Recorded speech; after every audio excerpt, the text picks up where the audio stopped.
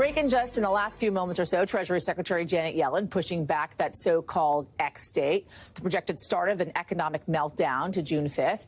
That, as just in the last few hours, the House went into a recess until Tuesday, negotiators still hammering things out behind the scenes.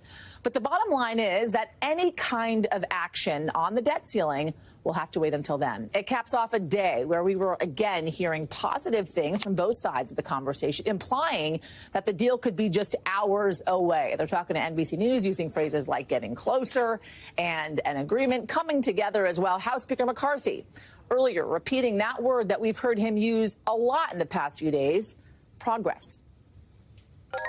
We worked through the night last night. I thought we made progress yesterday. I want to make progress again today, and I want to be able to solve this problem. So you've been hearing it on this show and probably everywhere as well. The consequences of a default would be serious and painful for Americans everywhere. Delays on Social Security checks, federal employees not getting paid, interest rates on everything going up, and maybe millions of people losing their jobs. NBC's Garrett Haake joins us now from Capitol Hill with more on this. Does this new date, right, June 5th, change things, maybe lowering the pressure a little bit, Garrett, on those negotiators?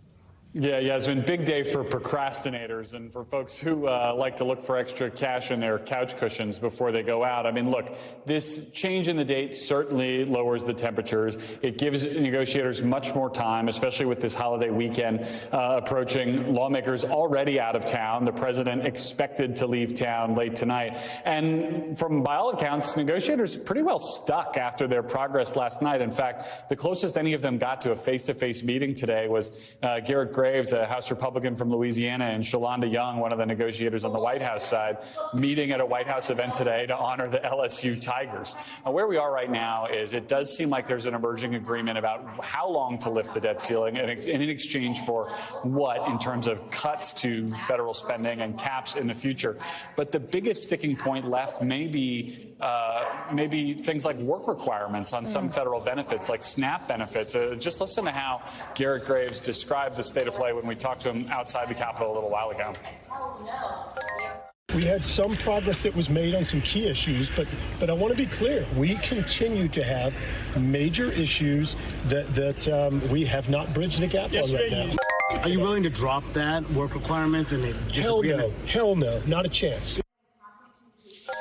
So there you see the two sides, or at least the Republican side, digging in on that issue. And Yasmin, as long as there's still time to dig, deeper can be dug. So we might see positions continue to harden on that issue right up until the new deadline of June 5th. Talk to me about the negotiating strategies here, right? Because we've been hearing progress, and we heard in that very soundbite two different things, right? There's progress being made, but there's a lot more to go before we get there. Is that a strategy they're employing here? Oh, it almost certainly is. I mean, look, this bill, whenever it becomes a bill, is going to have to get votes from both parties, and it's going to have to get a lot of votes from people who don't like it very much. There are going to be people on the right who are frustrated that they couldn't get more in terms of spending cuts and changes to other federal programs. And there are going to be a lot of Democrats frustrated that they have to vote for a bill like this at all, who felt like they should never have been put in this position to essentially be negotiating with a hostage here of the entire U.S. economy. And so what you're going to see here is both sides trying to convince their partisans that they fought for their priorities to the absolute bitter end. So don't expect to see a lot of detail on this bill until right up at the last possible second, and then expect to see a lot of members of both parties being urged by their leaders to hold their nose and vote for it, because it's going to have to get done probably on the day that it gets done. A nail-biting time in the echoing halls of Capitol Hill. Garrett Haake for us. Thank you. Thanks for watching our YouTube channel. Follow today's top stories and breaking news by downloading the NBC News app.